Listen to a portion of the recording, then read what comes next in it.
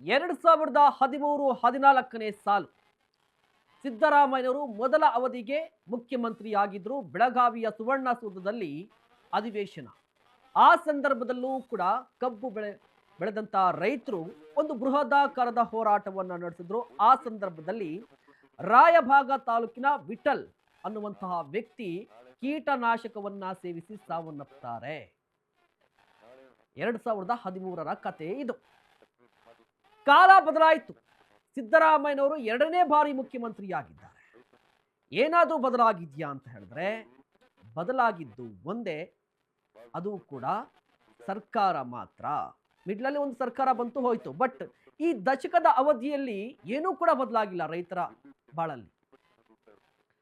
ಈಗಲೂ ಕೂಡ ಅದೇ ಸಿದ್ದರಾಮಯ್ಯನವರು ಎರಡನೇ ಬಾರಿಗೆ ಮುಖ್ಯಮಂತ್ರಿಯಾಗಿದ್ದಾರೆ. ಅದೇ ಬೆಳಗಾವಿಯಲ್ಲಿ ಈಗ ರೈತರು ಪ್ರತಿಭಟನೆ ನಡೆಸ್ತಾ ಇದ್ದಾರೆ. ಅದೇ ರಾಯಬಾಗ ತಾಲೂಕಿನ ಲಕ್ಕಪ್ಪ ಅನ್ನುವಂತಹ ವ್ಯಕ್ತಿ 30 ವರ್ಷ ಸೂಸೈಡ್ ಅಟೆಂಪ್ಟ್ ಮಾಡಿ ಆಸ್ಪತ್ರೆ ಸೇರಿದ್ದಾರೆ. ಅದೇ ಸಂದರ್ಭದಲ್ಲಿ 2013ರಲ್ಲಿ ಕೇವಲ ಒಂದೊಂದು ಕಾರ್ಖಾನೆಯನ್ನ ಹೊಂದಿದ್ದಂತಹ ಸಕ್ಕರೆ ಕಾರ್ಖಾನೆಯ ಮಾಲೀಕರು ಈಗ 3-4 ಕಾರ್ಖಾನೆಗಳನ್ನ ಹೊಂದಿದ್ದಾರೆ.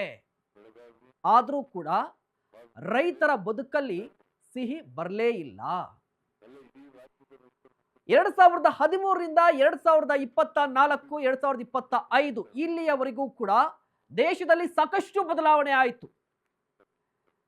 ಭಾರತ ವಿಶ್ವದ ಭೂಪಟದಲ್ಲಿ ರಾರಾಜಿಸ್ತಾ ಇದೆ ಅಂತ ಹೇಳ್ತಾರೆ. ಭಾರತ ವಿಶ್ವಗುರು ಅಂತ ಹೇಳ್ತಾರೆ. ಭಾರತ ಈಗ ಚಂದ್ರಯಾನನ ಹಮ್ಮಿಕೊಂಡಿದೆ. ಚಂದ್ರನಲ್ಲಿಯೂ ಕೂಡ ತನ್ನ ಚಾಪನ್ನ ಮೂಡಿಸ್ತಾ ಇದೆ ಅಂತ ಹೇಳ್ತಾರೆ. ಬಟ್ ಭಾರತದ ಬೆನ್ನೆಲುಬು ಯಾರು? ರೈತ. ರೈತ ಇವತ್ತು ಕೂಡ ರಸ್ತೆಯಲ್ಲೇ ಬಿದ್ದಿದ್ದಾನಲ್ವಾ? ಇದರ ಬಗ್ಗೆ ಯಾಕೆ ಪ್ರಶ್ನೆಯನ್ನ ಎತ್ತಲ್ಲ? ಹೌದು, ನಿಜ. ರಾಜ್ಯ ಸರ್ಕಾರ, ಕಾಂಗ್ರೆಸ್, ಕೇಂದ್ರದಲ್ಲಿರುವಂತಹ ಬಿಜೆಪಿ ನಾಯಕರನ್ನ ಕೇಳಿದ್ರೆ ನಾವು ರೈತರ ಪರ ಅಂತ ಹೇಳ್ತಾರೆ. ರಾಜ್ಯದ ಕಾಂಗ್ರೆಸ್ ನಾಯಕರನ್ನ ಕೇಳಿದ್ರೆ ನಾವು ರೈತರ ಪರ ಅಂತ ಹೇಳ್ತಾರೆ. ಬಟ್ ನಿಜವಾಗ್ಲೂ ರೈತರ ಪರ ಯಾರು ನಿಂತ್ಕೊಂಡಿದ್ದಾರೆ ಸ್ವಾಮಿ ಅಂತ ಕೇಳಿದ್ರೆ ಯಾರೂ ಇಲ್ಲ. ಕಾರಣ ಏನು ಅಂತ ಹೇಳಿದ್ರೆ ನಿಜವಾಗ್ಲೂ ಯಾವುದೇ ಒಂದು ಪಕ್ಷದ ನಾಯಕ ರೈತನ ಪರವಾಗಿ ನಿಂತ್ಕೊಂಡಿದ್ರೆ ಇವತ್ತು ರೈತ ರಸ್ತೆಯಲ್ಲಿ ನಿಂತ್ಕೋತಾ ಇರಲಿಲ್ಲ. ಇವತ್ತು ಕೂಡ ಪ್ರತಿಭಟನೆ ನಡೀತಾ ಇದೆ. ಇವತ್ತು ರಾಜ್ಯದ ಜನರಿಗೆ ಗೊತ್ತಾಗಲೇಬೇಕಾಗಿದೆ ಒಂದು ವಿಚಾರ. ಏನು ಅಂತ ಹೇಳಿದ್ರೆ ಕಬ್ಬು ಬೆಳೆಗಾರರು ಯಾಕೆ ಪ್ರತಿಭಟನೆ ಮಾಡ್ತಾ ಇದ್ದಾರೆ?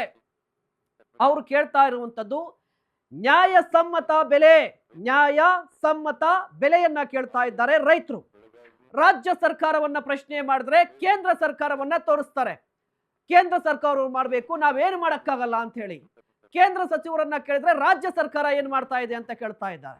ಹಾಗಾದ್ರೆ ಪ್ರಾಬ್ಲಮ್ ಇರೋದು ಎಲ್ಲಿ? ರಾಜ್ಯ ಸರ್ಕಾರದ ಪಾತ್ರ ಏನು? ಕೇಂದ್ರ ಸರ್ಕಾರದ ಪಾತ್ರ ಏನು? ಅದೇ ಸಂದರ್ಭದಲ್ಲಿ ಈ ಸಕ್ಕರೆ ಕಾರ್ಖಾನೆ ಮಾಲೀಕರು ಏನು ಮಾಡ್ತಾ ಇದ್ದಾರೆ? ಈ ಎಲ್ಲದರ ಬಗ್ಗೆಯೂ ಕೂಡ ಮಾತನಾಡ್ತಾ ಹೋಗ್ತೀನಿ. ಕಾರ್ಯಕ್ರಮದಲ್ಲಿ ಭಾಗಿಯಾಗಿರ್ತಾರೆ ಕಾಂಗ್ರೆಸ್ನ ವಕ್ತಾರರಾಗಿರುವಂತಹ ಬಾಲಕೃಷ್ಣ ಯಾದವ್ ಅವರು. ಸರ್ ನಮಸ್ತೆ, ಕಾರ್ಯಕ್ರಮಕ್ಕೆ ಸ್ವಾಗತ. ಅದೇ ರೀತಿಯಾಗಿ ಬಿಜೆಪಿ ವಕ್ತಾರರಾಗಿರುವಂತಹ ಜೆ ಮೂರ್ತಿ ಅವರು ಕೂಡ ನಮ್ಮ ಜೊತೆಲಿದ್ದಾರೆ. ಸರ್ ನಮಸ್ತೆ, ಕಾರ್ಯಕ್ರಮಕ್ಕೆ ಸ್ವಾಗತ. ಇನ್ನು ರೈತ ಪರ ಹೋರಾಟಗಾರರಾಗಿರುವಂತಹ ಅರುಣ್ ಪರಮೇಶ್ವರ್ ಅವರು, ಅದೇ ರೀತಿಯಾಗಿ BS ಗೌಡರು ಕೂಡ ನಮ್ಮ ಜೊತೆಲಿದ್ದಾರೆ. ಇಬ್ಬರು ಕೂಡ ಕಾರ್ಯಕ್ರಮಕ್ಕೆ ಸ್ವಾಗತ. ವೀಕ್ಷಕರೇ, ಮುಖ್ಯವಾಗಿ ನೋಡಿ, ರೈತರ ಪರವಾಗಿ ವಾದ, ರೈತರ ಅಹವಾಲೇನು, ಬೇಡಿಕೆ ಏನು, ರೈತರ ಸಮಸ್ಯೆ ಏನು. ಅದೇ ಸಂದರ್ಭದಲ್ಲಿ ರಾಜಕೀಯ ಇದ್ದೇ ಇರುತ್ತೆ. ರಾಜಕೀಯವಾಗಿ ಕಾಂಗ್ರೆಸ್ನ ವಾದ ಏನು, ಬಿಜೆಪಿ ವಾದವೇನು ಅಂತ ಕುಲಂಕುಷವಾಗಿ ಮಾತನಾಡ್ತಾ ಹೋಗೋಣ. ಬಾಲಕೃಷ್ಣ ಸರ್, ನಿಮ್ಮಿಂದನೇ ಕಾರ್ಯಕ್ರಮ ಆರಂಭಿಸ್ತೀನಿ. ರಾಜ್ಯ ಸರ್ಕಾರ ಏನ್ ಮಾಡ್ತಾ ಇದೆ?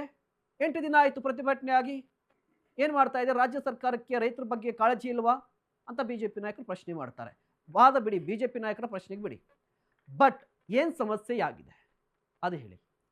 ನೋಡಿ, ಈಗ ತಮಗೆಲ್ಲ ತಿಳಿದಿರುವಂತೆ ಹೌದು 6-7 ದಿನದಿಂದನೂ ಇದು ನಡೀತಾ ಇದೆ, ಹೋರಾಟ ಇದೆ. ಸೊ ರೈತರ ವಿಚಾರವಾಗಿ ಹೇಳ್ಬೇಕು ಅಂತ ಹೇಳಿದ್ರೆ ನಾವು ಯಾವಾಗಲೂ ಕೂಡ ರೈತರ ಪರವಾಗಿ ಇರ್ತಕ್ಕಂತಹ ಪಕ್ಷ ಹಿಂದಿನಿಂದನೂ ಕೂಡ. ಇವತ್ತು ನಾವು ಪ್ರಸ್ತುತ ಈ ವಿಚಾರಕ್ಕೆ ಸಂಬಂಧಪಟ್ಟಂತೆ ಹೇಳ್ಬೇಕಂತ ಹೇಳಿದ್ರೆ ಇದ್ರ ಬಗ್ಗೆ ನಮ್ಮ ಮಾನ್ಯ ಮುಖ್ಯಮಂತ್ರಿಗಳು ಕೂಡ ಈಗ ನಾಳೆ ಸಭೆಯನ್ನು ಕರೆದಿದ್ದಾರೆ. ರೈತ ಮುಖಂಡರು ಅಲ್ಲ, ಒಂದು ನಿಮಿಷ ನಮ್ಮ ಸಕ್ಕರೆ ಸಚಿವರು ಕೂಡ ಈಗ ಸ್ಥಳಕ್ಕೆ ಹೋಗಿದ್ದಾರೆ. ಅದರ ಜೊತೆಯಲ್ಲಿ HK ಪಾಟೀಲ್ರವರು ಮಾನ್ಯ ಕಾನೂನು ಮತ್ತು ಸಂಸದೀಯ ಸಚಿವರು ಕೂಡ ಸ್ಥಳಕ್ಕೆ ಭೇಟಿ ಕೊಟ್ಟು ಅವರು ರೈತರ ಬೇಡಿಕೆಗಳೇನು ಅನ್ನೋದನ್ನ ಎಲ್ಲ ತಿಳ್ಕೊಂಡು ಸರ್ಕಾರಕ್ಕೆ ಮುಟ್ಟಿಸಿದ್ದಾರೆ. ಅದ್ರ ಜೊತೆಲಿ ಆ ಭಾಗದಲ್ಲಿರ್ತಕ್ಕಂಥ ಎಲ್ಲ ಸಚಿವರುಗಳು, ಶಾಸಕರುಗಳು ಅವರು ಕೂಡ ಮಾನ್ಯ ಮುಖ್ಯಮಂತ್ರಿಗಳೊಂದಿಗೆ ಚರ್ಚೆ ಮಾಡಿ ಖಂಡಿತವಾಗೂ ಇದನ್ನು ಯಾವ ರೀತಿಯಾಗಿ ಬಗೆಹರಿಸಬೇಕು, ಯಾವ ರೀತಿ ಅಂತೇಳಿ ನೋಡ್ತಾ ಇದ್ದಾರೆ. ಜೊತೆಯಲ್ಲಿ ಒಂದು ನಿಮಿಷ ಸಚಿವರು, ಬೆಳಗಾವಿ ಜಿಲ್ಲಾ ಉಸ್ತುವಾರಿ ಸಚಿವರು ಯಾರು ಸರ್? ಸತೀಶ್ ಜಾರಕಿಹೊಳಿ, ಲಕ್ಷ್ಮೀ ಹೆಬ್ಬಾಳ್ಕರ್. ಈ ಇಬ್ರು ಯಾಕೆ ಹೋಗಿಲ್ಲ ಅಂತ ಕೇಳಿದ್ರೆ ಸಿದ್ದರಾಮಯ್ಯವರು ಆನ್ಸರ್ ಮಾಡಿದ್ರು. ಏನ್ ಆನ್ಸರ್ ಅಂತ ಹೇಳಿದ್ರೆ ಇಬ್ರಿಗೂ ಕೂಡ ಸಕ್ಕರೆ ಕಾರ್ಖಾನೆಗಳಿದೆ, ಇದೇ ಕಾರಣಕ್ಕೂ ಹೋಗಿಲ್ಲಪ್ಪ ಅಂತ ಹೇಳಿ. ಇಲ್ಲ ಒಂದು ನಿಮಿಷ ಸರ್, ಸಿದ್ದರಾಮಯ್ಯವ್ರ ಆನ್ಸರ್ ನಾನು ಹೇಳ್ತಾ ಇದ್ದೀನಿ ನಿಮ್ಗೆ. ಅದಕ್ಕೆ ನಾನು ಹೇಳ್ತಾ ಇದ್ದೀನಿ. ಸಿದ್ದರಾಮಯ್ಯವರು ಸುದ್ದಿಗೋಷ್ಠಿಯನ್ನು ನಡೆಸಿದ್ದಾರೆ, ಅದನ್ನ ನೀವೀಗ ರಿಪೀಟ್ ಮಾಡುವ ಅವಶ್ಯಕತೆ ಏನಿಲ್ಲ. ಬಟ್ ನಾನ್ ಕೇಳ್ತಿರೋದು ಏನು ಅಂತ ಹೇಳಿದ್ರೆ, ಸಿದ್ದರಾಮಯ್ಯವರು ಮಾತಾಡಿದ್ರು ಕೇಂದ್ರ ಸರ್ಕಾರ ಮಾಡಬೇಕಿತ್ತು ದರ ನಿಗದಿ ಅಂತ. ಆ ವಿಚಾರ ಏನು? ಹೌದು ನೋಡಿ, ಈಗ ಫಸ್ಟ್ ಪ್ರಪ್ರಥಮವಾಗಿ ರೈತರ ಬಗ್ಗೆ ಆಸಕ್ತಿ ಇರೋದ್ರಿಂದನೇ FRP ಅಂದರೆ ಪ್ರೈಸ್ ಏನು ಇದು ಆಯೋಗ ಇದೆ, ಸೊ ಇದನ್ನು ಫಿಕ್ಸ್ ಮಾಡೋ ಅಂಥ ಆಯೋಗನ ಪ್ರಪ್ರಥಮ ಬಾರಿಗೆ ಕಾಂಗ್ರೆಸ್ ಸರ್ಕಾರದ ನಮ್ಮ ಏನಿತ್ತು ಹಿಂದೆ, ಸೊ ಈ ರೈತರ ಒಂದು ಕಾಳಜಿ ಇರೋದ್ರಿಂದನೇ ನಾವು ಒಂದು ಆಯೋಗ ಇರಬೇಕು. ಯಾಕಂತ ಹೇಳಿದ್ರೆ ಈ ದೇಶದ ಬೆನ್ನೆಲುಬು ರೈತ. ಸೊ ಇವತ್ತು ರೈತ ಏನು ಇವತ್ತು ಬೆಳೀತಕ್ಕಂಥ ಬೆಳೆಗಳಿಗೆ ಒಂದು ಒಳ್ಳೆಯ ಬೆಲೆ ಸಿಗಬೇಕು. ಸೊ ಇದನ್ನೆಲ್ಲ ಒಂದು ಮನಗೊಂಡು ನಾವು FRPಯನ್ನು ರಚನೆ ಮಾಡಿದ್ವು. ಸೊ FRPಯನ್ನು ರಚನೆ ಮಾಡಿದ ನಂತರ ಇದು ಈಗ ಕೇಂದ್ರ ಸರ್ಕಾರದಲ್ಲಿ BJP ಸರ್ಕಾರ ಇದೆ ನೋಡಿ. BJP ಸರ್ಕಾರ ಇರೋದ್ರಿಂದ ನಮ್ಮ ರಾಜ್ಯದ BJP ಏನು ಇವತ್ತು ನಮ್ಮ ಮೇಲೆ ತಾವು ಹೇಳಿದ ರೀತಿಯಲ್ಲಿ ಆರೋಪಗಳನ್ನು ಮಾಡ್ತಿದ್ದಾರೆ BJP ಬೇರೆ ಪಕ್ಷಗಳು.